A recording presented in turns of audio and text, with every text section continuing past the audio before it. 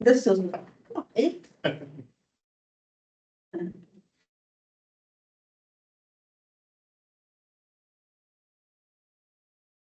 Ready? Okey dokes. Welcome, everybody. So public comments, but we have no. So we're gonna skip over. Community updates? Anybody? Anyone? Okay. Action items. Do we have minutes to approve? We did not. I will make sure you have them for the File number. next meeting. So, that one's done. Presentation, Air Cargo Road. And we are anticipating Mr. Campbell to be here Okay, shortly. You want to go ahead and skip to Yeah, item B? yeah. you go. There you go. So, Got the floor. for item B, the last time we had, discussed the project, there was just a couple of questions that the CAC had before they wanted to consider, funding the remaining balance for survey and design for the mobility, connectivity, and safety project in Drew Park. Since that point, we had an estimated cost of about 900,000 that we were asking for. That gap was going to be roughly $300,000. Since then, the mobility and transportation staff had been working with that consultant that was working on these proposals. And the cost had gone down significantly to about 750,000. And so all of the questions concerning a little bit of the detail within the proposal, we wanted to make sure that you guys had a copy of those proposals for all 4 zones. I think that that was sent to you in your agenda packet. But in case you had any other questions, we do have Riley here, who's the project manager with transportation working with BPA, as we discussed.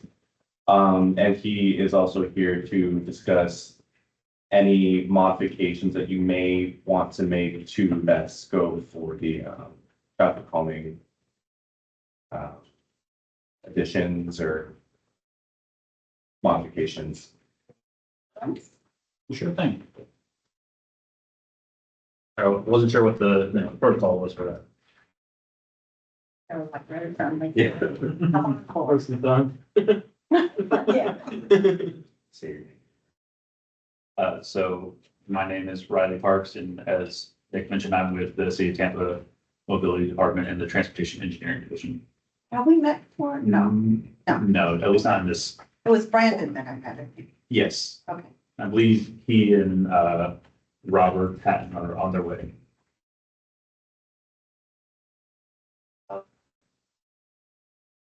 Yeah, So so does he, are you bringing some information to us today? I am here, I guess, if you have any questions that I can answer, I will do my best to do that. I think Nick kind of gave me an idea of some of the concerns that you had at some select spots within the neighborhood. Without knowing the specifics or seeing the sites myself, it'd be hard to say exactly what the consultant would be able to propose. However, I can kind of speak to maybe some of the options or treatments that may be possible there. And then, oh, sorry. yeah, that was the 4, just for the record, everyone, the 4 that we had identified from the last meeting as like focus areas was Hubert and Osborne. So any discussion and issues that you wanted to offer specific to Hubert and Osborne, Lois and Alva was highlighted. And always in Cleveland. Yes, Lois and yes, and then we also talked about Esperdy Street. I think that that one was more general along that entire corridor, but for those 4 zones, if you guys had any specific questions that you wanted to ask, you know, our technical expert here, I think that that would lend to any modifications to the scope of work for this, so that the proposal can be updated beyond that $750 estimate. And then we can kind of go from there with what that gap actually looks like. But again, it's significantly down from 900 originally pitched. So I guess what changed? That's So the large change in the total price. They were proposing to get a topographic survey for essentially a scope of work that is putting paint out. And so the survey cost in some areas was $50,000, and the cost for that came down like by over 50%. And then additionally, they were proposing to do detailed site-specific maintenance of traffic, so like the orange cones, orange signs, treatments for all of these locations that they're proposing. When in other spots throughout the city, how we handle it is just referencing the State Department of Transportation, their standard indices and plans for maintenance of traffic. So cutting or asking them to reduce that analysis portion, we're still asking them to make sure that those standards apply, so they're not going to be, putting a square peg in a round hole sort of thing. But instead of paying them to essentially just copy someone else's work, we're asking them to just use the work that's already been done. Do we have a line item budget or an estimate? Detailing what it was before versus where we're at today? I don't, Not a comparison, per se. What we had given in the agenda packet was just the new proposed version 2 of proposal zone 1 through 4. So no cross comparison. Okay. And the budget that's being, presented, that's the design estimate to complete the design portion and not the actual work of the streetscapes. correct. And so a quick reminder here is the work that Terra Tectonics had done. That deliverable was the schematic design that was given to BPA to produce these proposals for surveying, design, and permittable drawings that we can go into construction with after that point. Okay, so those are the plans, and I think that those were one of my previous ones, so. And all these don't have relevant. But I mean, as far as on one of them, Or the I mean, actual. who's reviewing to make sure, I guess, is it your guys' team to make sure that all the proposed, parking lots, parking spaces that are being proposed, they, I guess, meet code or? So as a part of the consultant preparing these plans throughout the neighborhood, they'll be sent to our department for review, which will go out to parking, parks and rec, safety, transportation, design, right-of-way permitting, all of those, stormwater, all of those groups will be looking at it over the course of a kind of standardized, agreed upon review window. Okay, you guys haven't done that yet. No work has been started by the consultant at this point. I mean, on one of them, I think I saw some parking spaces that were being proposed in front of driveways. So I would assume that would get caught during your guys' review Yes, process, or full transparency, not trying to shift blame or anything like that. I am new to this, or not shift blame. I'm new to the city. I was not here when the Terra Tectonics work was being done.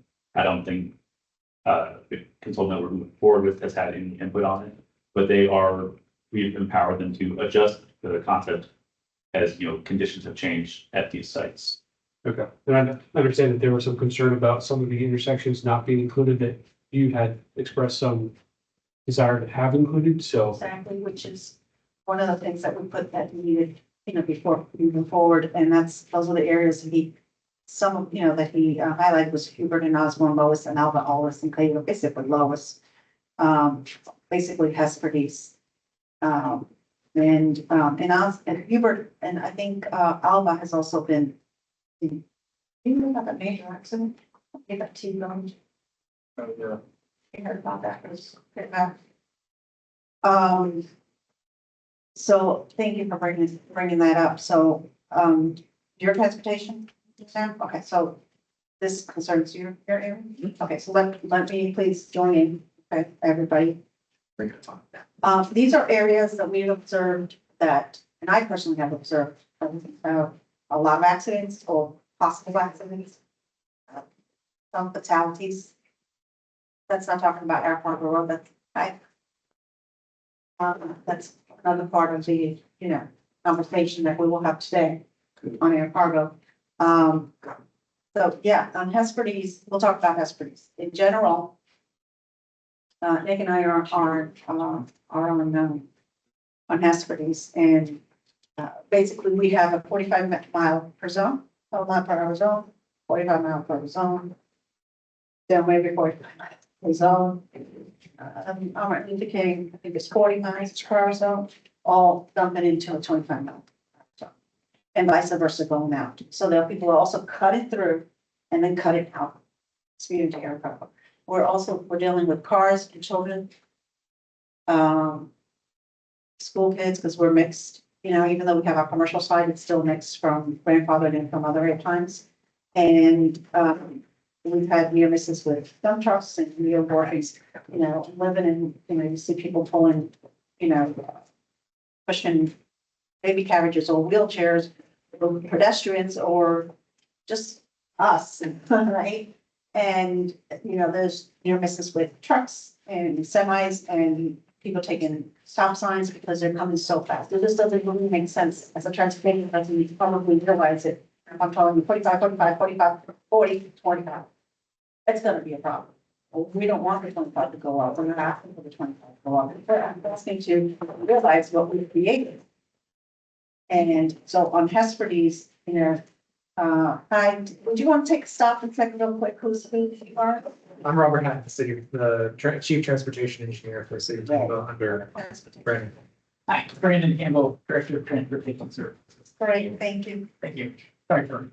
No worries, we just got started and, my co-member brought up, one of the things that we had talked about, last time, I'm concerned that had not been put into the scope.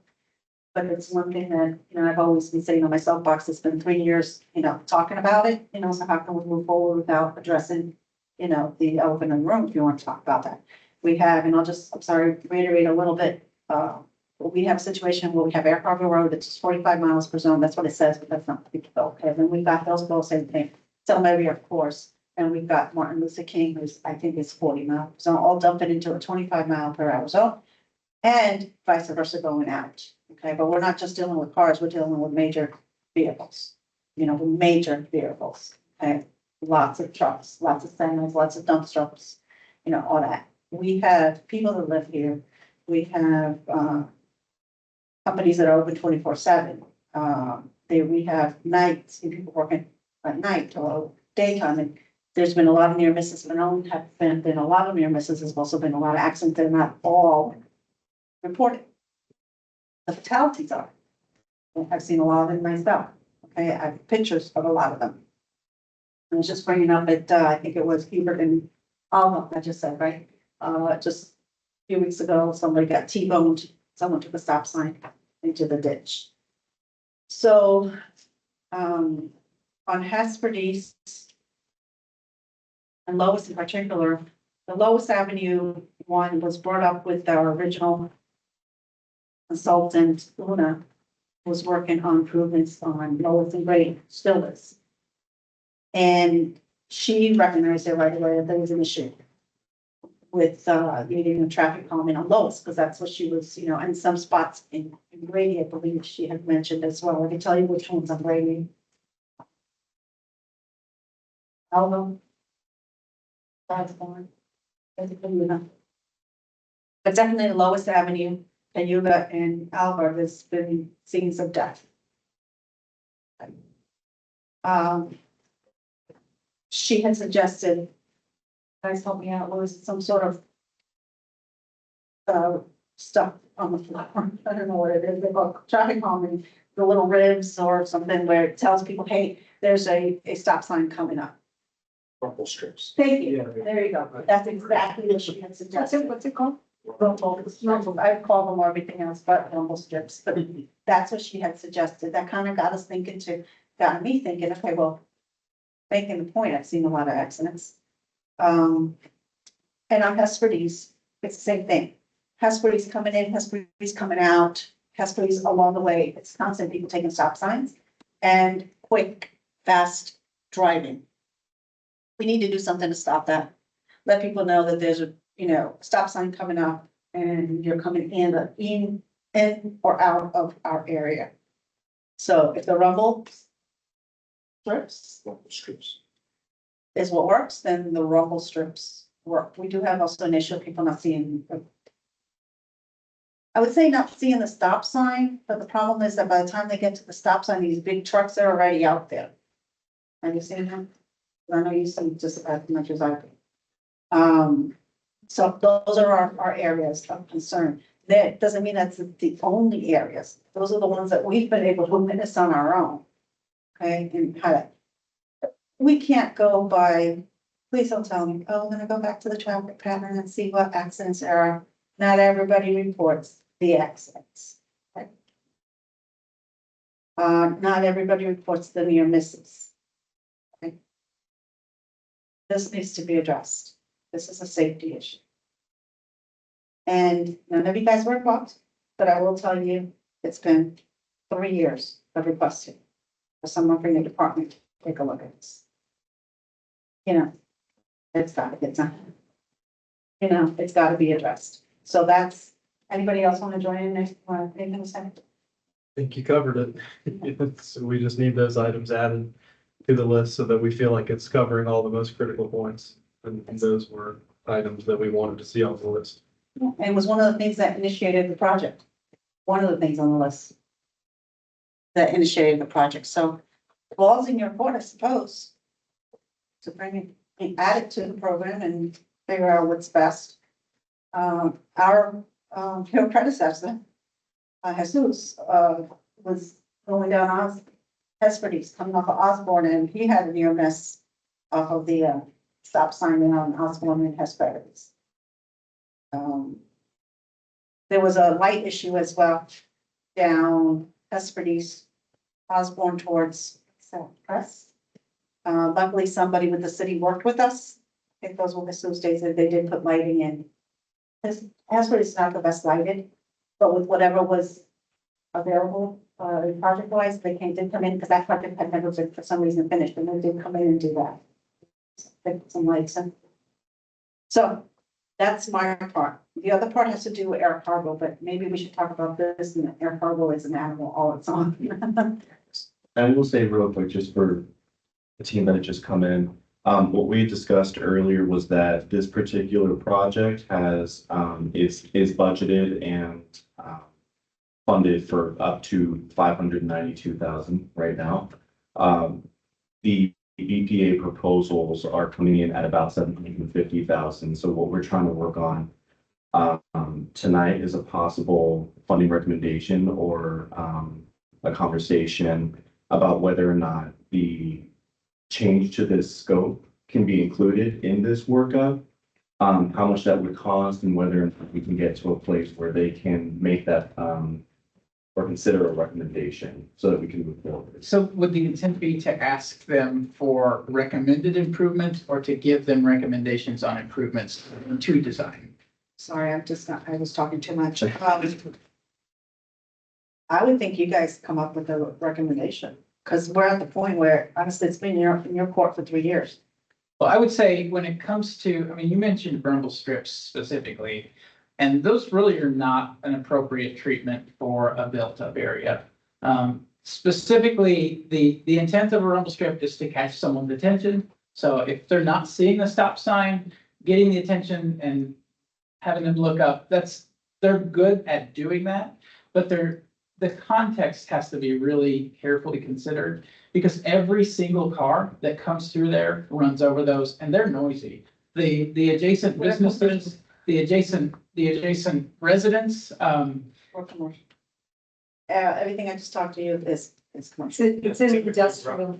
Typically, rumble strips are reserved for limited access right of way, as far as my knowledge goes. I've never seen them in commercial or industrial areas outside of limited access. I put them in rural areas. I've seen But- 24 City. I can go find the street. Yes, sir. Where? At Ybor City. I'll find the street, I'll get it, I'll get you the answer.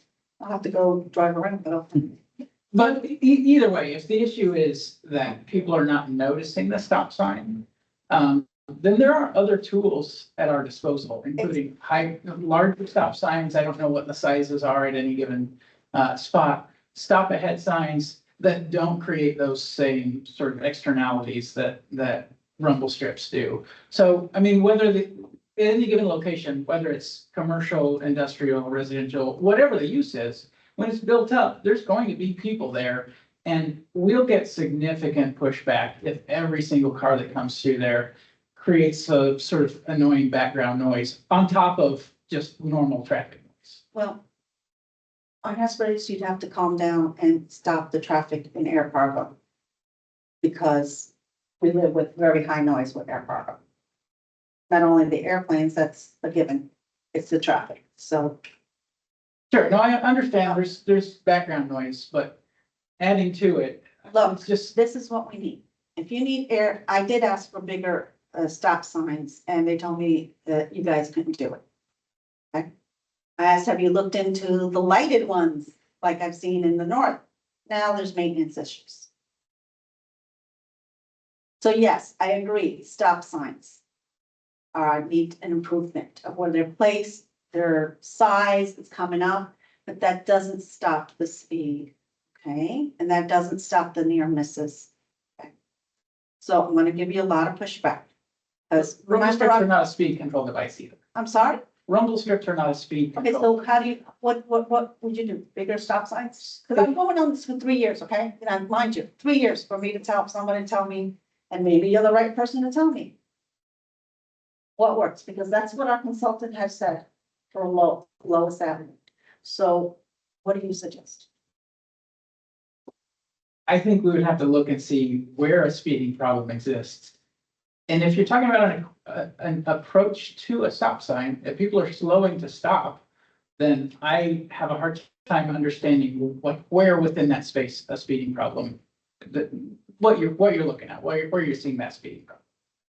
Without taking a close look. That's just to try to bring us all together. So maybe even two with you, we can revisit the larger signs, we could revisit the lighted signs and see if that is something we can definitely. Yeah, I'm not sure exactly what's out there now, and whether it's stop sign size or stop ahead advanced signs. If people aren't seeing it, then we've got to ask ourselves, why are people not seeing it? I don't think anyone in here is too married to the idea of rumble strips or anything else either. You know, nobody in here is here because of our expertise in traffic control. That's you guys' job. We're in here because we just see that it's a problem. So I think everyone here would be comfortable with any solution you guys propose. I mean, we want to review it and see what it seems like, but correct, yeah, not any. I mean, I don't think like a guy waving there would be the right one, but you know, we're not married to any one particular idea. We just want to see that it's covered and it was thought about and that we are being given a recommendation that is professionally thought up, you know? Yeah. no, I So get that. I don't want to just jump in and say, you know, this would be the best thing to do. But we do want to be able to say, okay, well, here is where it was addressed. Sure. And Yeah. then we can go. Oh, and we certainly don't want to propose a solution without understanding what the problem is too. So like you all have feedback for us on what you're seeing. Generally, our approach is we solicit feedback on what problems you're seeing, and we can bring our expertise to the potential solution for some of those problems. Sometimes it's a cultural issue or a broad sort of behavioral issue that no matter what tool we try to put toward it, it's difficult to solve. But some issues are a little easier to have meaningful tools that we can put toward. Yeah, I wanted to interject here, and Brendan mostly already touched on what I was going to say, is what we really need is very clear identification of what the observation is that you're seeing out I there. just told you, yes. So, if I may clarify, so it's like when you go to a doctor, you don't just show up and tell them, I need this medicine. You describe the symptoms, then he looks at you and he confirms that the symptoms exist and that they are what you said they are, or whether there's something else. Observe some symptoms you may not be aware of, and then determine the appropriate treatment. So the same as for engineering. So you say a lot of near misses. Is it near misses at the intersections because of people of non-compliance, people not stopping? Are there side swipes? Some clarification as to what exactly the concern is outside of just speeding. And if it is speeding, is it speeding near the All intersections? the time, they're speeding up to the stop sign. Okay, so they're gunning in and then stopping at the stop They're sign. just racing through the thing. Okay, Yeah, this is where I'm at, and I'm gonna be really clear, and this is where I'm gonna get a lot of pushback. I'm tired of waiting. It's been 3 years. Okay, and you guys get to hear me once again. I have to say, you guys are hearing it for the first time. It's ridiculous that we are dealing with huge trucks in a mixed use, mostly industrial on our side of the commerce side. And I'm still waiting for someone to come up with an idea of a stop sign. Okay, so if I have to wait 3 years for someone to tell me, oh, we need another stop, and then I'm gonna say, you know what, did you really look into it? I'm sorry, but I'm gonna have to, because it's been 3 years and nobody said everything. So are you saying that the problem is the presence of trucks or the lack of stopping? Because those, to me, Both. Oh, and this was, okay, this used to be, military, you know that, right? Okay. These streets aren't a design like you would in Save Park. So you have trucks that are getting on top of sidewalks to just be able to make the turn. Right. We're dealing with that every day. We're dealing with trucks that just don't really fit there. We're dealing with racers. We're dealing with people that are coming out of the stadium. Right, been drinking. Every time that there's an event, we get flooded. That's almost every week. And not just that stadium, then we got the Yankees, and then we got the cut-throughs, the people at 5 o'clock trying to get home, those trying to make it at 8 o'clock. Yeah. Okay, so we are receiving a lot of attention other than from within. Okay, because the trucks that I'm talking to you about, the cars that I'm talking to you, are not necessarily all from the people that work and live here. There are dear visitors that are cutting through. Is there a particular cut through that you're seeing for trucks? What we just mentioned. I'm sorry, I didn't. So it was, Hubert, not Warren, was identified essentially the entirety of Lois. Okay. But, Lois Mountain specifically, that intersection, Lois and Cayuga specifically, and then concerns about Hesperdes. Okay. With that entire. That's the reason the first line of defense from air cargo. So you can imagine, people are rushing to get to air cargo, or people are rushing to get off of air cargo. And are any of those designated truck routes? I maybe should have. They're all designated truck routes. Okay. What is it? That's actually a great point. Do we have designated truck routes here, or is it just sort of a, Where? Be truck. so every, okay. I was just gonna It's an say, it interesting seems like a point, because brief. maybe, I'm sorry, go ahead. no, I was just gonna say, if there's potential to maybe, zone some of those roads so that, trucks can't drive on them, but I mean, When you want a real pushback, I mean, you and I are really lucky that we have access, to something, but there's people that there's just a little place somewhere down some turn. now you obviously wouldn't be able to do it to the people who own properties and need trucks for their own independent operation. But if you were able to, Lois, Lois is Yeah. not. if you were even able to say no through traffic or something, and again, how enforceable is that? Not a good- Goes back, I think Susan, excuse me, but I think Susan wanted to say something. Yeah, well, let me just say, I have a business, or some warehouses where a business, rents our warehouses. It's on Coolidge Avenue between South and Osborne. You can show that. It's a teeny tiny little street. Mhm. And the business that rents from us is, a golf signage kind of company. Mhm. They get large shipments on big semi trucks, and if you went down that road, you would see that it's really, really narrow, number one. The ditches that they were trying to do, they were unable to do because of the road wasn't, wide enough to have the trucks go across onto, deliver the, whatever it was, to those companies. There's also an urban glass. Did you say Coolidge? I'm sorry, Coolidge. Coolidge. Oh, Yes. Yeah, there you go. So Coolidge between, and if you go up a little between South. Yeah, there's South, and you see, there's like, there's a bunch of businesses. There's a sod business that's right across from us. There's at the end, right at South and Lois on the, west side is like a car manufacturer. Then there's a boatless company on Manhattan.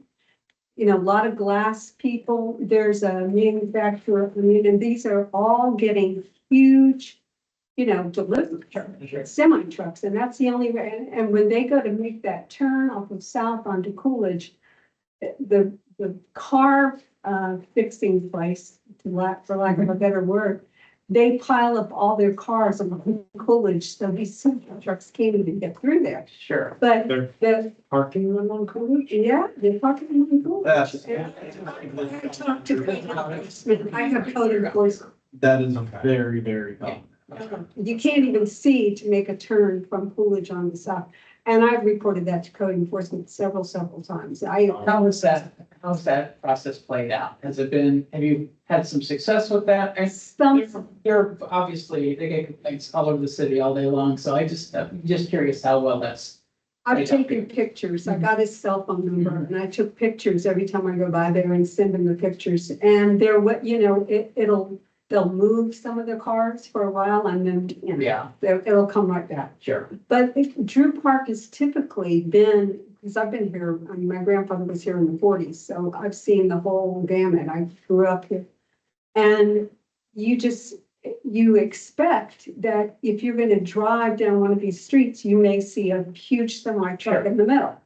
And when they make these turns, it's just like she said, it's just not, it wasn't made, these little tiny streets weren't like Sable Park, to make these big turns. But yet all of these businesses in here require semi trucks delivered. Sure. So what you have is, a free for all basically with, the confrontation between trucks and cars. Right, right. And so that's what you're dealing with. Yeah. And some of that's gonna exist no matter what's done because of the nature of, those endpoints that they're headed Right, to. it's not, but in terms of the racing, I've talked to the boat lift company, which is on Manhattan, which is 1 block over from Coolidge. I talked to them. The guy comes in about 5 in the morning, 6, and as does my tenant. They hear the racers and they come down south as well. And what the boat lift company said is that they're staging these race car events on Hillsborough. They stage them on that. There's like a gas station or something. They stage them and then they just come in Drew Park and that's their thing. You just hear them all the time. Sure. So I don't know if that's code enforcement or what that is, but you would think that there would be some way to stop or calm the air cargo to where they couldn't get onto South or whatever it is that they're coming into. Yeah, I think, I'm curious, how frequently are you seeing those racing? Daily. Every day. Okay. Marita and I are on it, sorry to interrupt, Marita and I are on Air Cargo Road and it is daily. Is law enforcement aware of the situation? Very much so. So I have. So I'm bringing you a lot of information for the first time. I understand. Okay. And we we really want you guys to work with us. Okay. So if you're hearing me say things, it's because we've been wanting for you guys to work with us. Okay. The issue is, just like what Susan was saying, we have a lot of small businesses, multi-generational small businesses. We can't cut the lifeline for those small businesses because we're basically, cutting our own. Because not only do we want small businesses in here, we want to be able, if we, for some reason, need to, hi, come on in, Susan. We want to be able to rent to small businesses, that lifeline going on. Right away, we have had this conversation many ways. We know people have to park in right away. It's the way we weren't, like I said, Sable Park. Problem comes in that there are certain spots where there's a problem. You just mentioned one, there's hail and press, which makes it hard to, like when you go into the backside where the laundromat is at, it makes it hard to cross over there because you can't see. Apparently somebody must have addressed it because they're not parking there. In a couple months, they'll come back and then they'll call. So as a group, we have never discouraged from right away because you have to shut down the street. The thing is like when, you have a law, you can unload a truck for 15 minutes, but if it's staying 24 hours in the street, right, then that's a different problem. And we all know how to work with each other and live with each other, and we, for the good part, we're really good neighbors to each other, and, we help, and we understand that Drew Park has right-of-way parking. It just is, okay? The other thing, I just want to say, as far as enforcement, law enforcement, the officers have been really nice along the way. And they're really trying, to work with us, but they're not babysitters. That's where part of this also developed, trying to get you guys to help us. Because for prior to 3 years, okay, all we were heard is, and I've been around since the beginning, so I don't know how long it's been, 12 or 15. So sometimes I go back to stuff that I remember. It was law enforcement issues, and law enforcement issues. Well, you know what? Law enforcement aren't our babysitters. So that's where we came to thinking in the mindset of, okay, well, what can we do to actually do something tangible to help out? And along the way, they Uma said something, and then now here we are. So basically, those are the three things that I wanted to say. Piggybacking on there. Yeah, one of the things I was wondering about is, I mean, and I don't remember the original study that was done. Did they have those little devices that go across the road where they try to determine what the speed is and whether was that done in the original text-onics? I don't know. I don't know which technology was used, but that is one common tool that was used to determine. Right, it's been done. Problem with that, I'll tell you right now, is that it doesn't really determine the near misses and doesn't determine it's a little bit. Just determining the amount of. Just for that point, and it Yeah, doesn't, I got it. we've had it done and we still got the same problem. Okay. It doesn't determine the near misses. Near times you got somebody jogging and, they almost got hit, or that stop sign, or that truck that just took it, but then stopped just in time before it hit the Corvette, Yeah, near misses are always a challenge for us. Because most of them, we never even know about. But even, we do have some technologies that for a short amount of time, we can make a recording and they can tell us where there are real misses. But we don't have a baseline to compare it to. So near misses are all over the place. Anytime you've got a road and vehicles on it, you're gonna have some near misses. But I couldn't tell you, if you told me I had 5 near misses on this stretch of road over the course of 2 years, I can't even really tell you, is that comparatively good or is that comparatively bad? When you compare that against the different segments across the state. So they're not a meaningless measure, that they're an anecdote and they can help us to focus our attention. But our approach to that really has been, because we know that near misses are a systemic issue, as are unreported crashes, if there's no reason for us to think that it's more of a reason or more of an issue in one particular space as compared to everywhere else, then they just sort of fade into the background because the objective data that we can get, we can make comparisons, whether that's speed, counts, crashes, or any other measure, because we can get a baseline, if that makes sense. I don't mean to discount the idea that there are near misses. Clearly you're gonna see near misses. We just don't know how best to account for them. Everything, there's technology for everything. But we get years of observation here. Sure, but it still doesn't tell us the baseline for like what should we even expect? So I have a question. If your basis of recommendations, they have to be based on data, or can they be, you listening to this committee saying, these are the areas, the intersections that we're seeing an issue, and we'd like you to focus on coming up with a solution? No, I appreciate the question. We want to focus on data where we can. But if you're going to tell us there's a problem at an intersection, and that can draw our attention to the conditions of that we know sort of tend to contribute to crashes or to different behaviors, then we can look at that as well. Does that make sense? So Yeah, so you in terms of systemic safety, there are characteristics that we can sort of look more closely at to say, oh, well, this sort of characteristic A, we see that here, and we know that places that have this characteristic on a broader level have a tendency for higher crashes. So there's a little bit of the sort of proactive systemic safety approach that we can put in, and then there's a little bit of a, hey, we know there's a problem here because there's data, there's crash data that sort of show that to us. It's a little bit of a blend of both. Yeah, I can add to that. So what he's referring to really was called substantively safe versus nominally safe. Something is substantively safe is just, you can find out basically by looking at the data. Regardless of what the roadway looks like, you can just tell if it's substantively safe by a low number of crashes. A nominal safety would be whenever you look at it and you observe a design criteria, like a radius around a turn is too big or too small. That's something we can also look at. So either data that shows that people are behaving in a way that is safe, or a geometric feature on the ground that lets us know that design-wise, it's nominally safe. Logic that there is 45 miles per hour zone, 45 mile per hour zone, 45 mile per hour zone, and 40 mile zone that we are surrounded by. That's logic. Would you look at, do you consider that?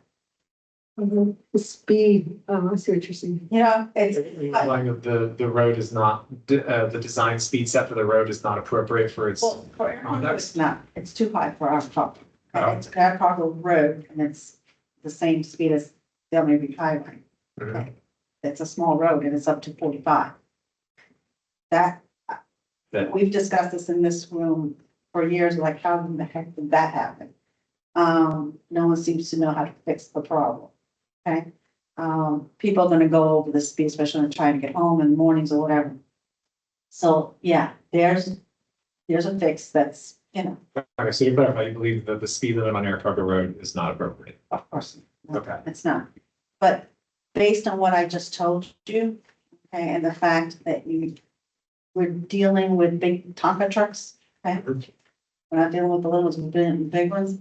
It's logical that we're going to be up with significant risks that somebody else won't be. The fact that Air Cargo Road is a great road to speed. So is Hespery's a good road to speed because the roads are more, the races are more on Air Cargo, but they go down to Hespery's as well. They also go down to south, south. And Crest down to Lewis, okay? We can tell you the patterns that you will not catch because the police can't catch. And I'll tell you part of the reason why. It's because they are listening to the police. Okay? So they're before the police arrive, they're gone. They have a crash. I've witnessed this myself, my eyes, more than once. They have a crash. Before you can see the crash and walk across the street, the tow truck is there. Pull them out. The cops will never see the crash. I've witnessed it myself. So I guess what I'm telling you is, you know, please, you know, we're a committee that's been put together to take care of us. This is why the CRA is here. Okay, it's not what's best for the rest of the city, it's what's best for us here that's been, and we take it, you know, very serious because it's taxpayer money. We're not seeing this because, you know, Aritza wants to see flashing stop signs. Okay, it's because I've seen dead people on the road. Right. Look them up yourselves if you want to see them. As far as the accidents, I've seen them. I don't know if you've seen them there, but I've seen them. And I've seen the people that they're taking away that you don't know if they ever did make it. And you also see the near misses. You see them also on your area because of the stop sign on Press. And I've had a business owner I've talked to just recently that sits on the corner of Lois and Cayuga that is very concerned too, since the road widening need.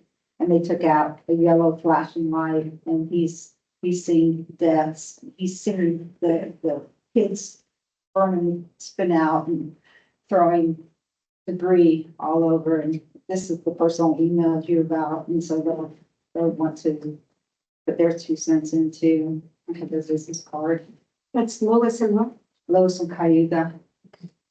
Yeah, I mean, certainly some of these issues there's not an engineering solution for people doing burnouts. I mean, we could add signs, we could add flashing lights, we could drop the speed limit. They're already behaving that far outside of the law, then the engineering solutions that we would put in place are not likely to address that. But again, that's not to discount the potential behavior modification that some engineering solutions can. But even if it alerts one truck driver that's a car hauler and there's a yellow light that, and he may be on sleep deprived or something, and that yellow light, Telling you stop. one life, No, because they're not, all the problems are not the street, the drag race. That's a significant Sure. problem in itself. That does bleed into our area.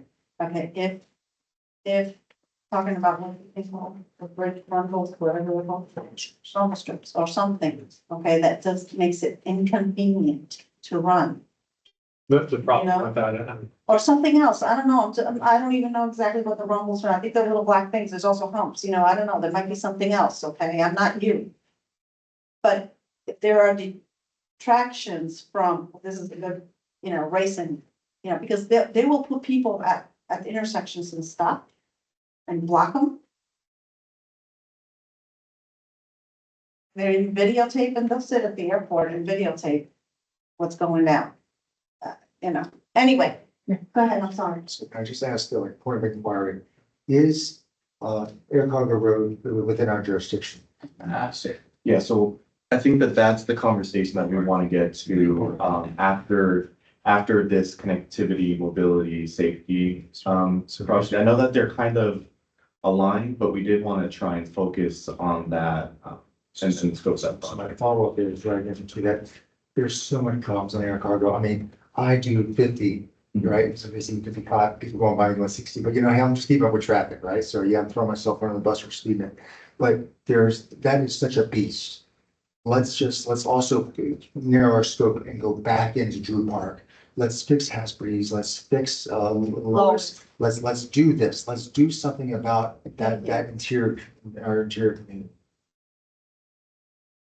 so I mean, bring that to the same point. So if we have a plan, right, that's outlined here, although it's not as detailed or, you know, addresses some of the areas. I mean, if we can do the approval subject to maybe addressing further, again, I don't know if it's further studies, if that's gonna take a long time, or these other improvements that we can add to the scope. I mean, I think that will get addressed. Is it quicker? Well, maybe the best next step, I have not seen the study. I don't know, have you all seen the study that this work is based on? No. Because there's potential that we could look through that and see what those recommendations, what she was seeing, and then define next steps. So I would be happy to commit to you that we would review that study. I think it was done when the composition of our division was a little different. We've had some turnover. So that's likely the reason that those of us in our positions have not seen it to this point. But I'd be happy to look over that and just see what she was seeing. Without committing to any particular solution. I like to better understand the problems that she uncovered within that study. And then sometimes a recommendation that comes forth from that may be an okay recommendation, but there may be in parallel a different recommendation that when we look at it, we say, you know what, this seems like maybe a little easier for us to maintain, but also effective. What would be the time frame for you to take a look at that? We could take a look at the study probably, I will say by mid-March. I mean, it shouldn't take us long to review it, provided we have it in our hands.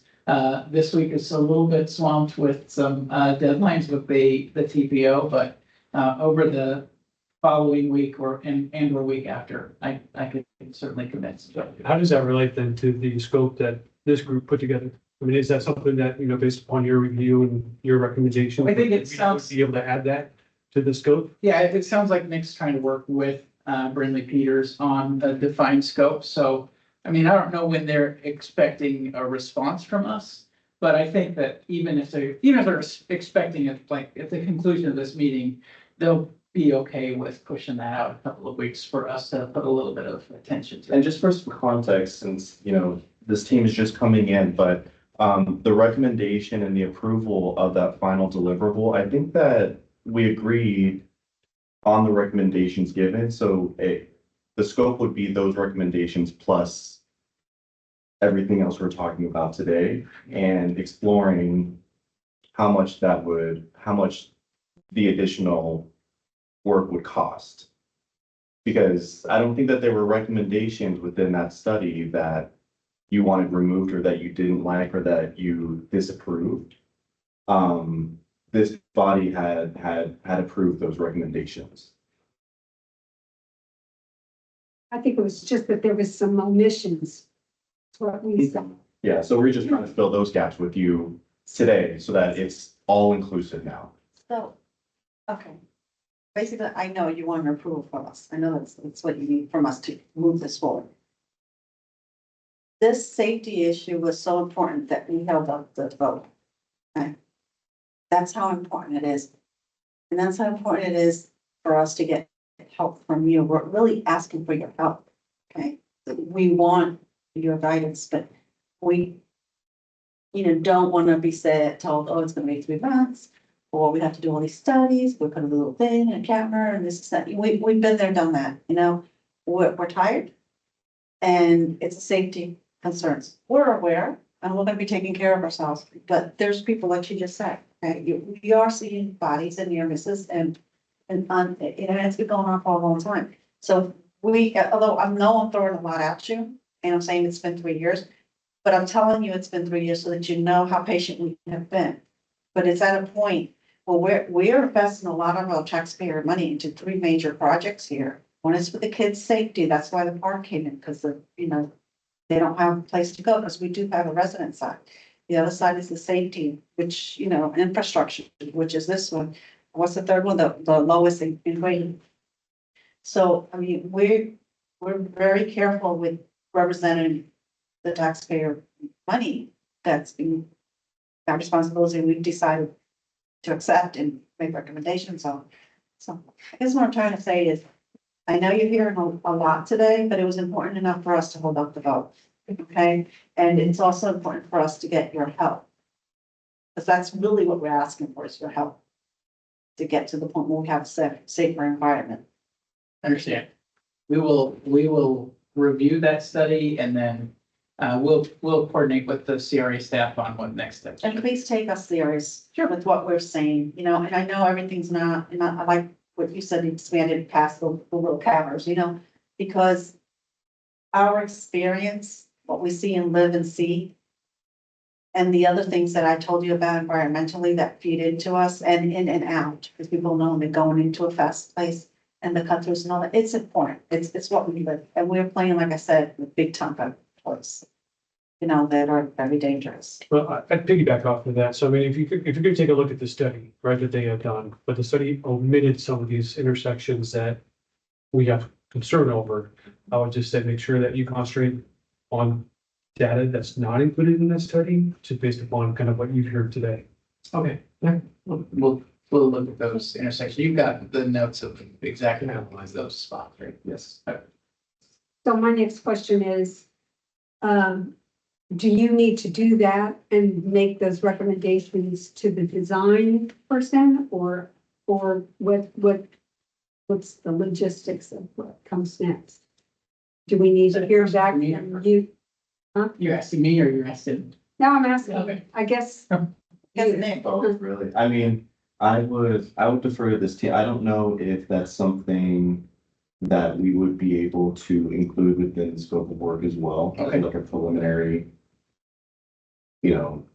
step before they move forward with survey and design, so that survey, what they are surveying and designing is. I think any ad should be incorporated into the scope before you get a notice to proceed to the consultant. And he's probably explained to you, but we're working together in that the contract that this work order is coming under is a mobility department contract, but the work order itself is sort of carved out from that. So we have close communication, close collaboration on how we're interacting with the consultant as well. So I don't see any drawback to looking at the scope and fee together and saying, okay, maybe there's an adjustment that should be made here or there. It's something that we do on a more routine basis, dealing with the same consultants. So what does that leave us? So I'd like to get one point clarity to ensure, as we're talking about in addition to, that we have the intersections, and I just want to make sure you can read those out. So what I'm So I want to tracking make sure that is, we have those as we're looking to further those conversations, and then I'll take another point.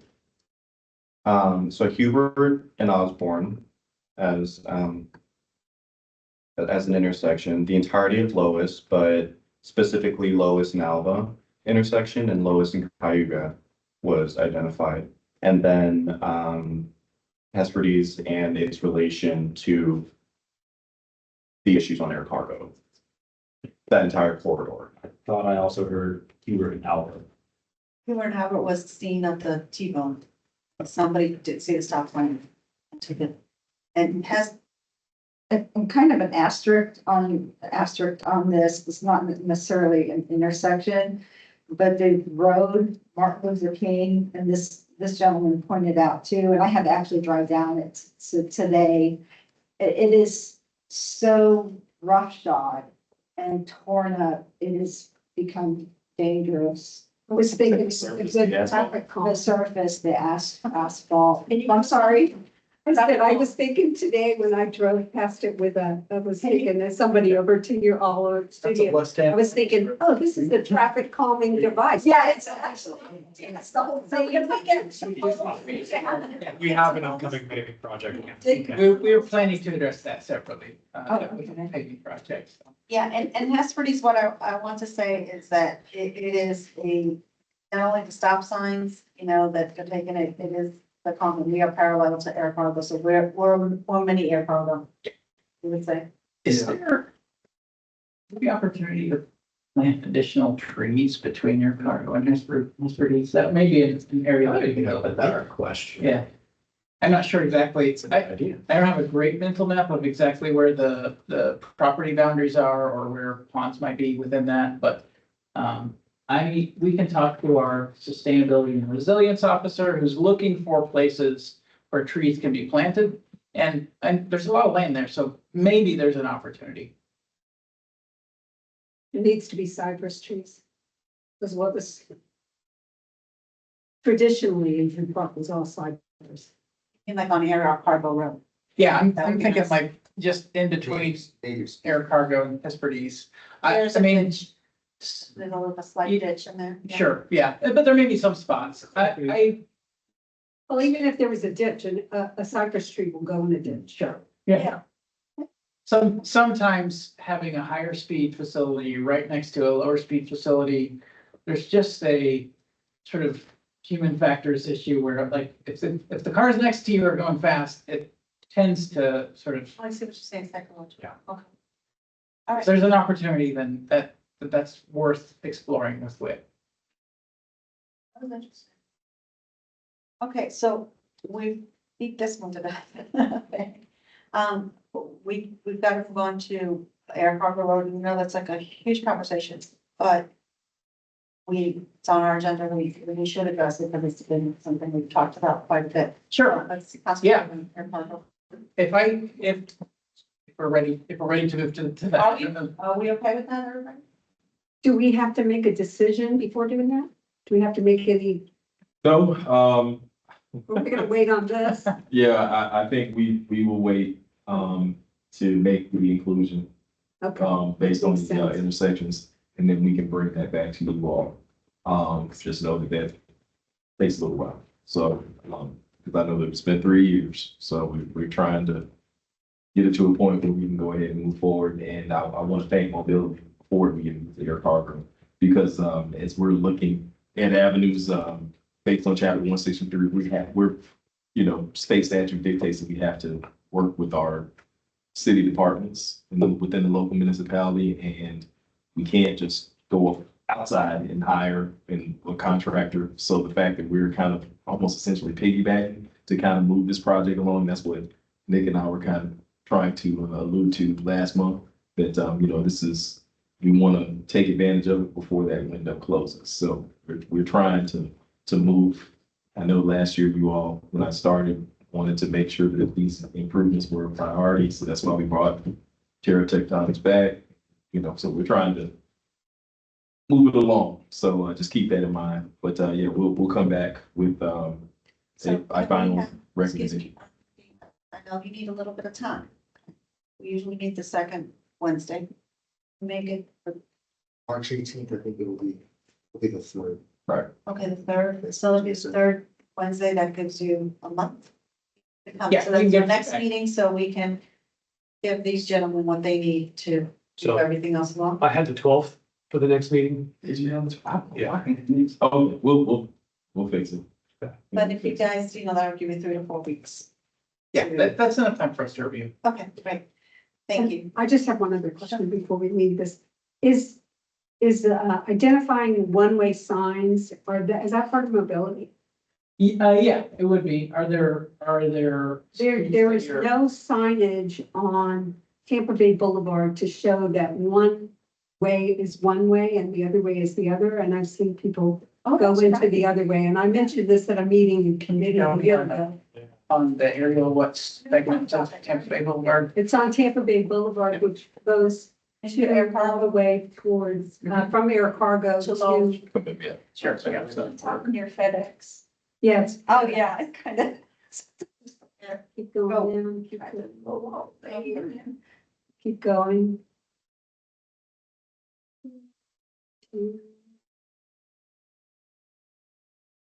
No, that's MLK. No, it's where, keep going down. It's all the way at the end of It's all the way to the end. The border, basically. one more block.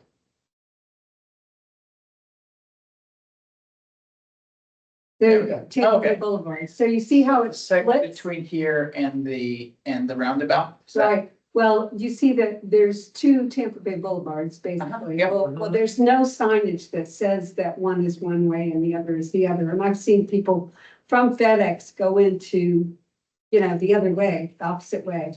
There's just no signage there. Good point. I never. Yeah. Never thought about that. Yeah. It's for customer drop off. Mm. So it's a traffic area. It's a high traffic area. I'm so familiar with the. Right. all the time. That's right. Yeah, there needs to be. Where's the FedEx? It's at the FedEx? corner of Tampa. Bay It's right, Boulevard it's and- straight in front of, but. The opposite side, opposite sides. Is that the northeast corner or the southeast? South. It's, Keep going west, at the end of that west. that right there is FedEx. Yeah. Just there today, it's in there, a couple minutes. Yeah. It's like 11 o'clock now. Yeah, there. So you see there is no sign. Yeah, that looks like an opportunity to me. Okay, good. So air, let's, be okay to move on to air cargo? Okay, air cargo. So yes, after extensive conversation, Yeah. we've had some back and forth about whose role and responsibility air cargo was, and I have been in contact with Brandon and Mr. Bigby related to a lot of conversations we've had. So I'll pass it over and thank you again. And Yeah, so I was always under the impression that air cargo was not ours, and it turns out that we uncovered that it is. So Riley actually found the plat where there's a note on the plat that says that the city is accepting ownership and maintenance of Air Cargo Road. That's a fairly obscure place for that to be noted. Usually the plat would designate that space as right of way, or we'd have a separate easement.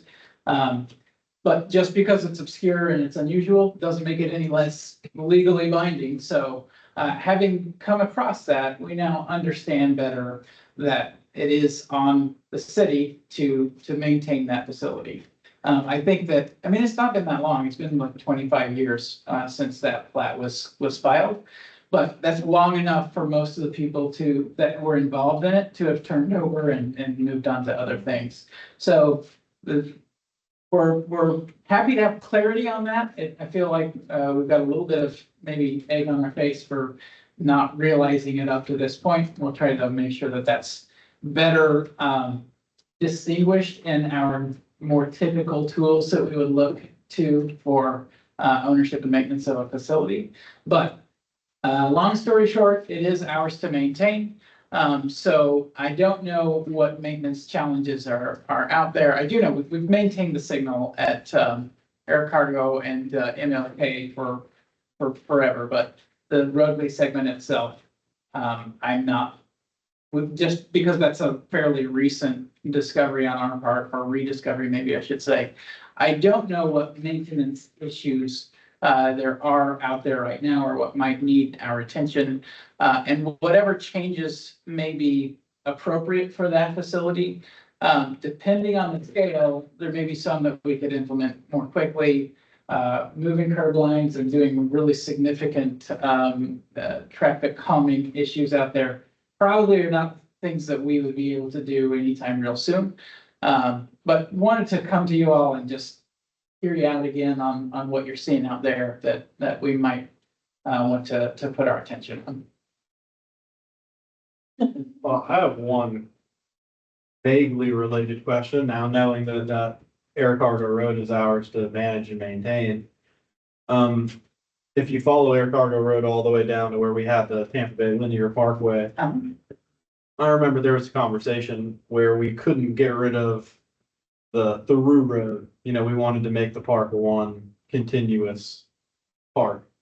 And we couldn't get rid of that through road because the airport owned the road and they maintained that they get value out of the shelter rental hangar there, being able to utilize that through road you see right there on your right. If we manage Air Cargo Road, well, I guess it gets to Tampa Bay. Is Tampa Bay still in their jurisdiction, or? No, I think Tampa Bay Boulevard has always been on us. In terms of So does that change? reconfiguring that intersection, I mean, we would certainly want to engage them as a primary stakeholder there, so I wouldn't want We'll to, want to maintain that. yeah, I'm sure they would. I wouldn't want to commit to changing that access without really talking to them. Which access?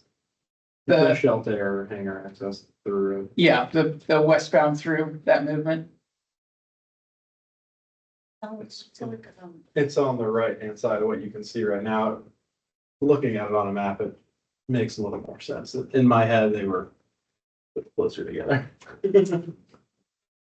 Yeah, no, that's a conversation when we were going to the OR designing into the linear park. I think that there's been a building built, or in the process of being built, just a little bit further, which is where that crossroad was that they were discussing. We're going back. Yeah, down, East. Yeah, but towards, That's a Del whole- Mabry. that's a whole. Yeah, see, there's like an empty spot there. Now there's a building there and there are a lot of traffic that is just parked along where the parking spots that were Really going to be doesn't make sense allocated to have a cut for a through park. there. Doesn't really make sense to have a cut through there when you're dealing into traffic that's constantly going on, but that was a whole other conversation.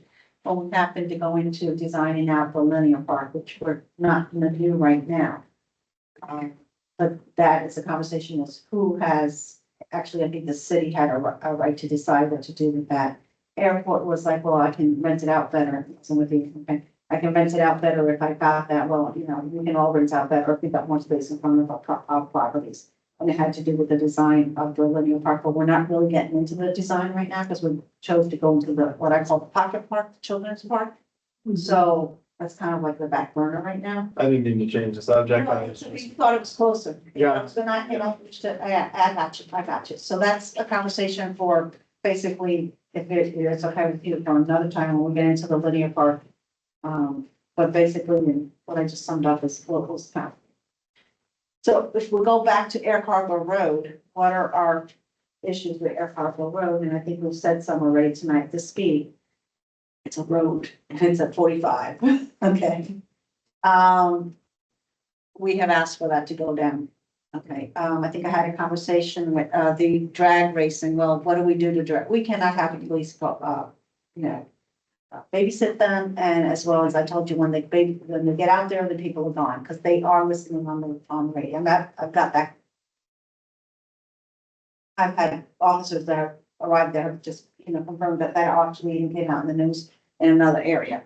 So it's not babysit, okay? There, what can you do to, other than, in addition to maybe lowering the speed limit, to what else can you do for safety? Because who was none of you guys were in the meeting with me and Councilman Miranda? I was there. You were there? It was you that I've been looking for all this time. Okay. As you know, he's very familiar with the area. And he's the one that brought it up, was like, where was the additional second traffic light that was never, should have been probably put in? Well, I don't know. I know it's expensive to put a traffic light on there. That probably would be the best answer. Which specific intersection? He was talking about, remind me, Hesperdes and South, or Hesperdes and, no, excuse me, Air Cargo and Hesperdes or Air Cargo and South. So probably. I think he mentioned South. I can't remember. He may remember which one, but anyway, it was his suggestion. Especially because the new building was going up and still being populated from the airport, tenants, I believe. That's all of it by Crest.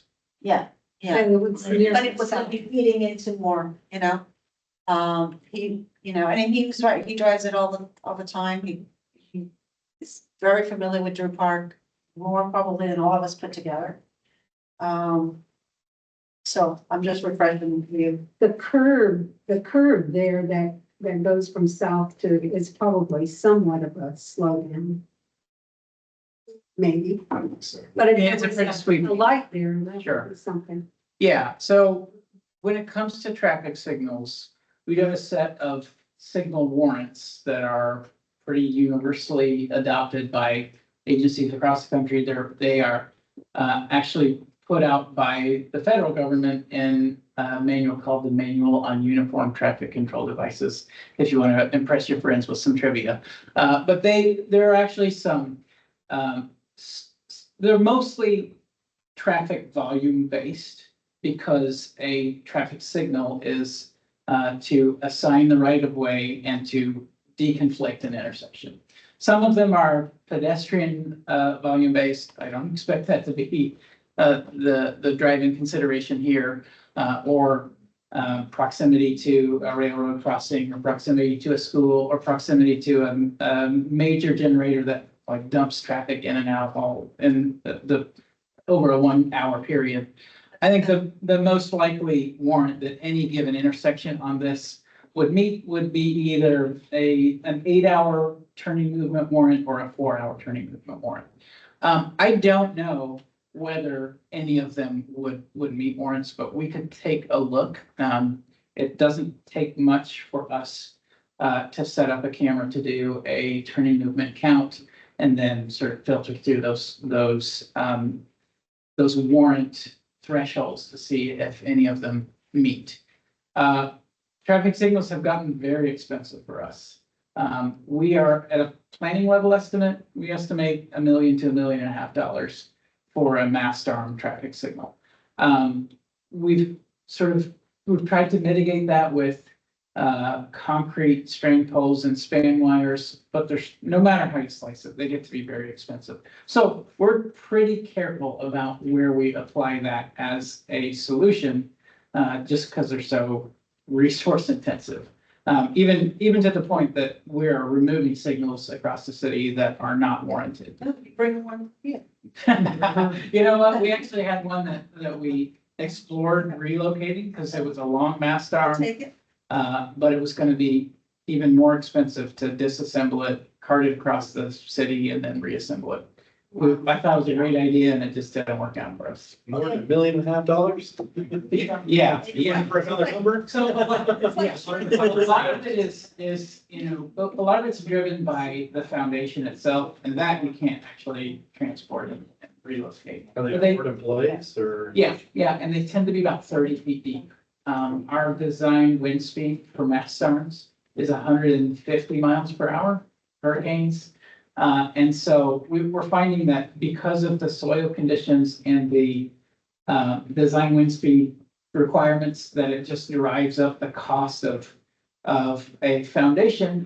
When you get that deep, you gotta rent a bigger crane for lowering the cage. You gotta put a steel casing that's full depth because otherwise the sides collapse. It just, It's been 3 days pumping out water while you get the stem set in because it's filling up faster than you can yeah. dig it. So we're careful with them. But that doesn't mean that if one is warranted here, that we wouldn't try to find a way. One of the big positives of having the lights would be the racing as well. And the dumping of the fast speed into Drew Park, It might be, you know? sometimes when you're dealing with people who are basically ignoring the laws in place, putting additional regulatory devices in their way, sometimes it helps, sometimes it's not. Well, they may just go somewhere else. Maybe. you know? And I think that's exactly, sorry, Susan, you're in. No, can I ask a word question? Like, does I don't even know because I haven't ran one. Does the Hillsborough County still have like red light ticket cameras? City them. We do. Does that recoup the cost measures? I like where you're going. I think expanding the red light running camera program is a sort of fraught process. I think there would be some political pushback on that. So I can't speak to what might be approved by council should. Fake cameras. Tell anybody. How about stop signs? But also, there are requirements on a state statutory level that those be applied where there's an existing red light running problem. So like, that would have to end up being a down the road implementation after a traffic signal was installed. He knows the answers to. It's a question. No, it's a good question to ask, but. How about stop signs? Wait here, I guess. Eric Harbor Road? It's a road, it's not a highway. Yeah, we're putting stop signs on a multi-lane facility.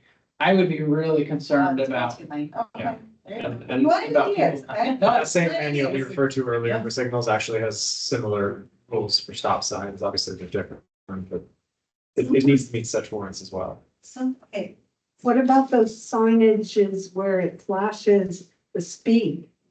Like a speed feedback. Speed, yeah, where it. That's something we flashes could the speed. consider. I was think they would not just think that's cool. Cost effective. So sometimes, The racers might try to get a high score though. well, what, Zero in racing. those always have, some programming, opportunities where, like, if you do expect people to behave that way, they can cut off. Like, we don't have to display a numeric value over whatever threshold we want to set. So it's 45 miles per hour out there. I mean, we can set it so that if you're at 45 or below, it's a solid number. If you're from 46 to, I don't know, 59, whatever the threshold we want it to be, it flashes, and anything above that, it just says slow down. That's how the airport's Yeah. system works. Yeah. Just says slow Is it down. effective? Not that They- I've ever gone above You the speed limit at the airport, but they do have some effectiveness. We put them at several locations across the city. The other thing that they can do, I don't know if our signal shop has, I don't know if we have an SOP for this, but they do collect speed data as well. So if we have it connected to a central system, we could see some trends. I know we've had some challenges with some of those not connecting well and then having to manually download. So I'm not gonna make promises that we can't keep on that, but I do know that generally speaking, they have some data collection functionality as well. And even if it's not like a permanently mounted one, the trailer-based radar devices that TPD has, they have some effectiveness as well. They tend to put them out for short periods of time, like a week. And, it gets people's attention. and then they can take them away and maybe bring them back another day. So So it's that's also Random. It's also in your hands then to be able to recommend to low speed limit. yes, that is in our department. The problem that we have sometimes with lowering speed limits is if it's not accompanied by a change to the roadway itself, people just tend not to Yeah, change. well, you gotta do something, okay? You gotta do something. Everything can't be, well, there's gonna be people breaking the law. There's gonna be people breaking the law, but we still make laws. You know, we gotta do something. Sure, I understand. I'm gonna leave you with this one, okay? Go ahead, I'm sorry. There are tools in our toolbox that we haven't discussed. You've probably seen a number of quick build projects throughout the city. I'm not gonna make a list of all of them. Right. But there's quick build materials we can use out there that do Thank you. provide physical limitations that constrain the lane, for example, and make them smaller, which tends to lower people's driving speeds. And that would be something that would be accompanied with a speed reduction. And I like that idea. I wanna leave you with at least my last story. Okay? Is I, personally, I've almost been taken out on Hesper. Okay? I'm also gonna tell you that my husband was almost run over with dump trucks racing down Hesper's. Imagine this, go down Hesper's when you're done here, if you want, or you haven't gone, or you already know. How small is Hesper's? Can barely get 2 cars by, right? Dump trucks racing. Okay, that's one incident. That doesn't mean it's the only one. It's less than air cargo, but it's happening on Hesper's too. Those are the racing when you're together, but there's also racing people who are just individual going. You know, coming off air cargo, they're just like, you know, I'm at 55 now, I'm 50, I'm 60, not gonna cut through to get over to Del Mabry or to Martin Luther King. That's when I come back to, you know, please consider our experiences. It's not just what, you know, your numbers will tell you. Sure, yeah, no, Yeah. air cargo is a wide open road. You know, Hesper's is its second little buddy. Yeah. You know, and that's what he and I see and experience, ourselves personally. Crest Avenue. Crest is a- You'll have the truck, you'll have the car haulers. Or you'll have a, tow truck driver that can, the tow things, like this afternoon. He had 4 vehicles. He was stopped in front of a business. Then 25 yards down is a dump truck stopped and you're like, what do I do? Like, we are in an industrial area that mixes with human beings Sure. and cars. Yeah. Yeah, and some of it we know we have to live with because we ourselves, our businesses, you know, use them and so forth. We know that. But anyway, does anybody have anything else? I just want to say I appreciate you guys coming very much. It's really helpful to know what the parameters of your company is, I mean, of the city's department. And also, it's very interesting to me that you guys have not even had the privilege to look at what we had, you know, the terror technomics, you know, all of that you didn't get a chance to even look at that. Yeah, I think that's more a turnover issue than Yeah, it sounds right. Yeah. I mean, So, this is one of the things that people talk about with government is that, you know, there's turnover, there's this and there's that, and then there's the people that are in the communities trying to make everything. Sure. But anyway, we appreciate you coming. Thanks for having us. Second that. Yes. You took the words out of my mouth. I just wanted to thank you because we need you to get our work done and we need you for us in general of working and living here and not to say anything that, you know, you're dealing with. I mean, you're not representing HCC, but you know, that lots of students that are in the HCC that are also, I'm seeing them walking around a lot more and, you know, going out for exercises and so forth. And so the pedestrian has picked up quite a bit more, not just with them, but with other, you know, businesses. You know, there are gyms in here and there's, you know, you can find anything here.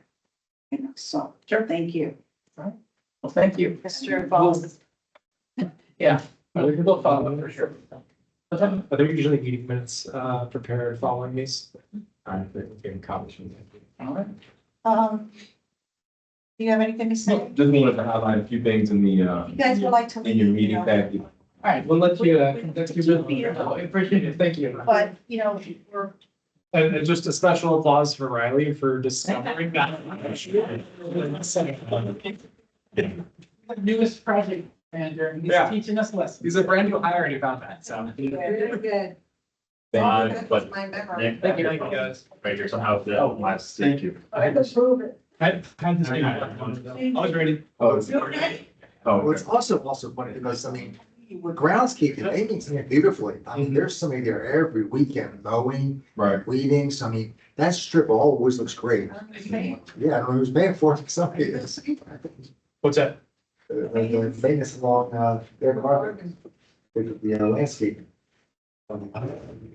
Grass come Grass mowed. Somebody's. Weed eating. Oh, that's, that's, I've been telling that's you. what they looked at, probably saw. The thing about it is my memory isn't a piece of paper, so I can't, but I've been around since the beginning and I will go, no, because it was discussed, but I can't tell you whether it's written. That's just like just a little story of myself or two, where I was at the stadium, got out late, came over and just said, you know, I went to that 7-Eleven where the staging is, right? Mhm. And it was so, there was a car, a cop car, right? They're just kind of babysitting, you know, and making sure that nothing, and so I know if he gets called out, then it's like, oh, great, okay, there's nobody at the candy store.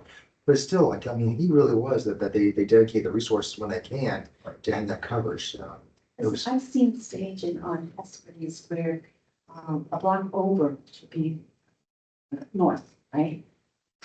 They're changing the parts and so forth, just getting ready for the race. I've seen them block, I've seen them videotape and it looks like, there must be a YouTube channel somewhere. On the road and it's on it. Eric Carl can't be the only place that there's drag racing going on, right? Well, where I'm going with that is that, I mean, the police or the city must have some past experiences with dealing with that. They can come and produce some sort of solutions that have been successful in other locations.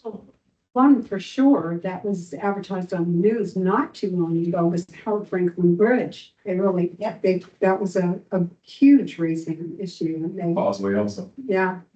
My concern is, can I ask about monies, because we want to prepare for next month, hopefully, fingers crossed, we have to get everything we want, so. I misread, I thought we had this $900,000 budget line for this particular project, that's not the right figure, but you said like 450,000. 592 was what your last motion had reflected. 519. But there is a 900,000. That's, so that's not it, then? The mobility, sidewalk connectivity and safety improvements? There is 900 in there, Yes, okay, we just were toying with the idea of the 541. correct. Okay. So 750, we're happy next week with all this, you know, we could really. Next week. thanks, Harry, y'all, putting that on the. No, It was the right thing to do. Yeah, no, we're definitely trying, as we go through the agenda and for the various, we have the project tracker, and I did want to highlight one item to you because it came up during discussions about the neighborhood pocket park. So we are scheduled to have Parks and Recreation and the consultant that's working on the design to come back here in April to kind of provide an update. And we've had some ongoing meetings. I believe you all met Bryce Farringer, one of our teammates. Yeah, he was here a few months ago, but he's been kind of leading that effort. And I've been on a couple of meetings here in recent months. So they're scheduled to come back at the April meeting to provide you all an update on the where we are with that. Okay. So you're also gonna check on if it's the 12th or the 19th? Yes, I will. I'm not exactly, now in my phone, it says the 19th, not the 12th, but I will, I'll double check that one story. Don't need to talk about mobility and connectivity, safety improvements. We've touched base on that. We do have the active grants, and I apologize about the print size on that for the commercial grants. And any leads or any entities within Drew Park that have reached out and expressed interest in a commercial grant. And then the last sheet is all, the last few pages of all of our housing grants related to down payment assistance, homeowner residential rehab programs, and any down payment assistance we've done across all of the CRAs just keep in mind in January, the CAC, I'm sorry, the CRA board, you were on the CAC, the CRA board did approve us to, because there was a request probably 2 years ago, they requested that we allocate 30% of the overall budget towards housing initiatives. Yes. So now they've gone ahead and approved programs across the board for all of the CRAs. So We never, I think we talked about it in. well, the board made the decision. Board made But the we decision. were- It was a mandated thing. Yeah. for the So state. is it a use or lose it? No, the money will still be there. But yeah, 30% of each budget will be allocated towards housing. within initiatives. our area. Correct, within here, yeah, we have to spend the money here. So, yes. So you'll see this and there'll probably be some changes. Like I said, they just approved it at the January 16th meeting. So, primarily East Tampa was the only CRA that had those, Yeah, only one, right? correct, Because I my fault on this, because like, it's not a use it or lose it, but it's also, don't use it, you can't use it. You Correct. can't reallocate it, so that's why, that's monies. I really think we need to start looking at some point too, to see what we can do to spend that for a good cause. What's the parameters for that though? I mean, does it have to be for down payment assistance or is it just? for any of the programs they approve. So it could be homeowner residential rehab program, it could be down payment assistance. It can be, Streetscapes, what's that? streetscape, sidewalks? Well, we not specifically for housing, but we do have some funds that we can reprogram for that. If there was an area that we wanted to give some attention to, that is a possibility. It could be like, I mean, I don't know, no, I think reading what you're saying is there may be some safety issues on the residential side. There aren't any sidewalks. But I don't know. The residential side, that's true, It's a possibility. especially near that park. Well, I mean, if we're putting in a park, you know. Yeah. As I said, Yeah. I said before, Mark, I said, yeah, like I say, it's use it or it's locked. So I'd love to see Mhm. what that one division is doing. Okay. If we can just kind of think of like, oh, tell us what you're spending it on, what your success stories are, that we could even, hear. Mhm. Yeah, it's not, everything's a building, right? Just having to maybe- Absolutely. What's that dollar figure? For 30%, I tell you, look, roughly.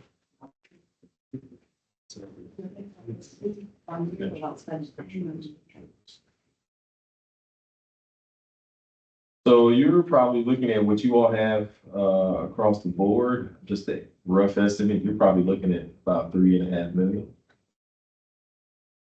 No, about 3 million. A little So over like I 3 said, I million. know, we all get just like a little, because I'm definitely really excited about that. So we got our projects, so the safety and mobility, we got our parks that are really important too. But again, it just goes back to where if this is money that's available to us and we see how that one division is doing Right. it and they've done it successfully to really help with the housing crisis. Yes, And we can move something like that, second quarter, third quarter. right. And you all also have the two double lots or 2 lots side by side that, were slated for some type of future housing development. And I think that's when Mr. Farron was here a few months ago and presented just kind of rough designs, but that will be ongoing. Wanted to provide an update to you, the property at 4450 West Ohio, we had talked about back in November. Yeah. It's my understanding that someone has submitted permitting on that site.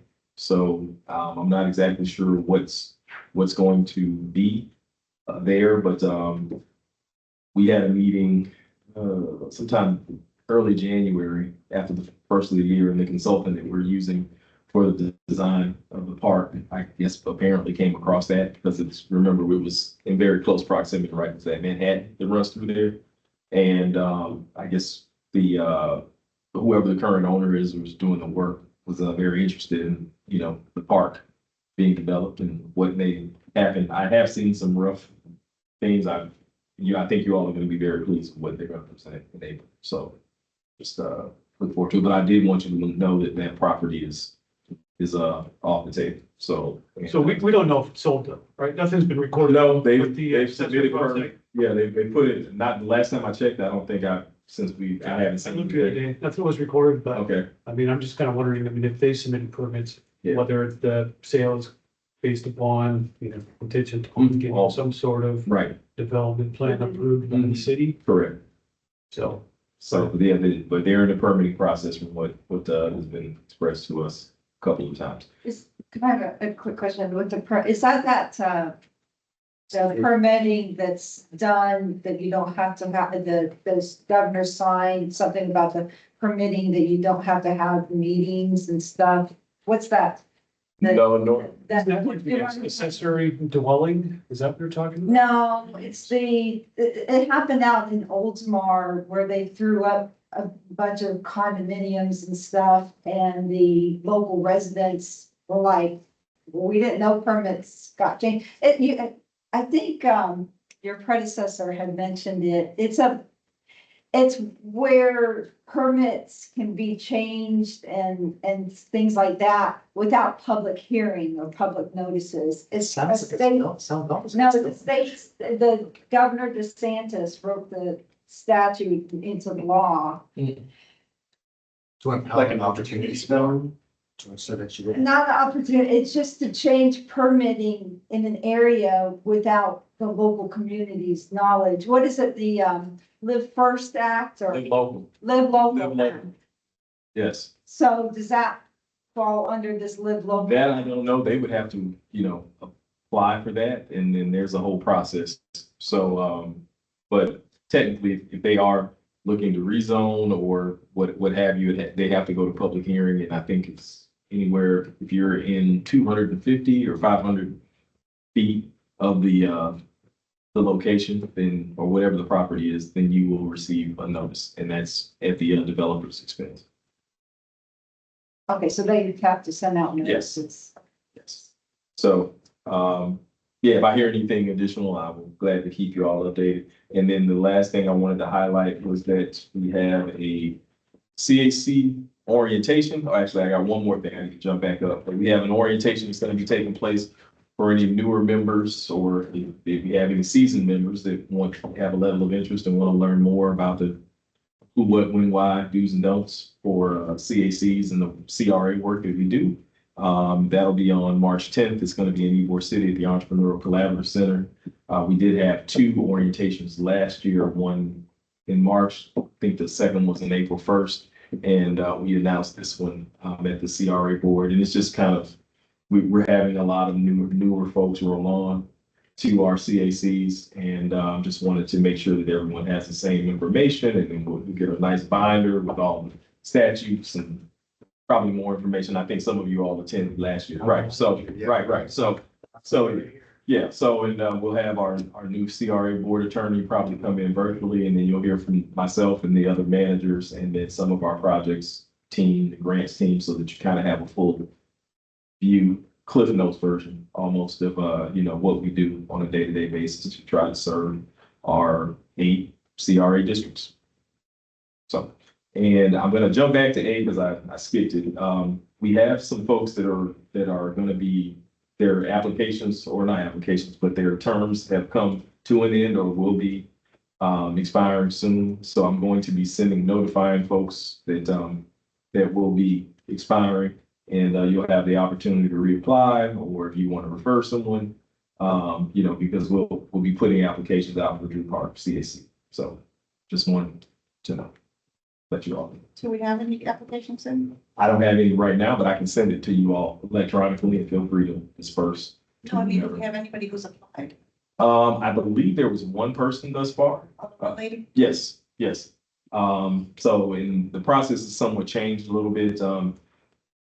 We weren't going through background checks, and then we were told that we had to be in compliance with all the other boards and commissions that either are appointed by the city council, CRA board, or the mayor's office administration. So there is, once we receive the application, we confirm that the person either works or I won't say play, but does business in Drew Park or owns property. And then we will move those applications on through the process for vetting, through human resources. And then, then the CRA board will be making the appointments. So, and we normally have conversation with folks, just to kind of give them a heads up, hey, we're moving up. You got something to say? Yeah, I don't know how to do this, Robert's rules, and stuff like that, but, or bring up for the agenda for when we meet next meeting or next two meetings, promotions. We were kind of trying to talk to, I want to call her Claire. B, thank you. Parks. Can we get an update on how we can go about better promotions of the CRA with, then the meetings with signs and getting the word out? Yes, so we can talk to Ms. Parks, but, Ms. Parks now, I think. She's moved on to something else. Right, she's still within our CR, she's under our umbrella, but she's not in the communications space now. She is now housing. So, and actually her team, she and her team, actually, those reports that you all, they put those together. So I just provide them, to my CACs, monthly. But, we actually in the process now of, trying to hire a communications person, and had gotten the blessing from our CRA board and a couple other positions. So we're in the process, but I'll gladly ask Ms. Parks and see if we can bring that up. Are you making a motion for something for the March meeting, or? Project, but like this person I reached out to, because I kind of stop in their store, and they're Right. like, I don't know anything about this. I think, yeah, I would like, yeah, because I think we've just been kind of shuffling, like promotion and, Right. you know, some sign, but yes, I think, yes, I'd like to get some more signs or something to get out to our businesses and residents. Let me ask, is there like a social media group? Because I haven't seen it, like a Facebook group for Drew Park businesses Yeah, or there's a Something. next door group next door? for. Was there a Drew Park Community Chamber of Commerce? Right. Is there a housing association? Is there anything like that in the community? If there's a Optimist club for sports, you know, to Mhm. get in and talk with those families that have children in those activities. I mean, there is a church, BT, but I don't know how community driven it is. I just, you know, This next thing, right? If we talk to them, like somebody go and just give a 5-minute presentation about what we do Right. and invite them to the next meeting so that they're Just aware. an application, like the ring application, people just put stuff It's just on there. social media platform. Social. Yeah. platform. So what I'll do is I'll talk to our neighborhoods and community engagement folks to find out specifically. But if you all know of entities that would like to receive emails when we do anything en masse, please let me know, and then I will make sure that it gets added to the list for part. Is that fair? TBD. TPD. Okay, anything else? Yeah, I have something else. My tenant, and it actually came to my address, but it was for the people in the area of Manhattan between South and Osborne, that there's a live poultry place that was applying for some kind of manufacturing, and my tenant said they want to kill the chickens. Right now they're live and they want to kill the chickens and provide them for those people. And I was thinking about the odor, and my tenant didn't seem to care. But I just wondered, in general, this was it was labeled a neighborhood informing thing, and I had never heard it before. That's what it was like a little form that said, we're informing the neighborhood. Oh, yeah, when you're doing something within 250 feet or whatever of a zone it's not a zone, it's not necessarily a zone, but it's, what's that called? Come on, when you change of use. Change of use. They have to inform a certain amount of people of what's changing. That's it. And so then there's a hearing, when there's a change of use, so that, you know, so that you have an opportunity to apply, to go and say, hey, you know, yeah, yes, I support, you know, this new, you know, cabinet place, you know, or because they changed the use or not, or whatever. It happens with trees, you know, when trees are to be cut down, you know. Let's say it's an old or something, there's a notice that goes around to the people within 250 feet or something like that. It's called a change. But who's the notice going to? People around it. Yeah, any. But as you said, then there's a meeting. In that radius. It has to go to CRA, it has to go to in front of a city council Right. for the change of use. Really? Yeah, on the, it should be some signs posted normally, just saying, hey, this is, the address and then what the date and time of the meeting is, and it should, whatever's received in the mail should also. And you don't have to be within the 250 feet to go. But I will tell you, it won't be the first time. Two Park used to have another culture. Well, there used to be a shrimp factory. And sure, back then, there was a diamond, yeah, and it's just been like very high end and, there's been stuff. I mean, you really, literally, you did not have to leave Drew Park, right, to do anything at one point until the airport took over.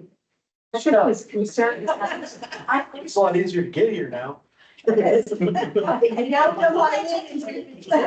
Because I will tell you this, and thank you very much, because I do remember the conversations with the old person that he's not old, but the person that used to, I think it was the president of The previous. previous, thank you.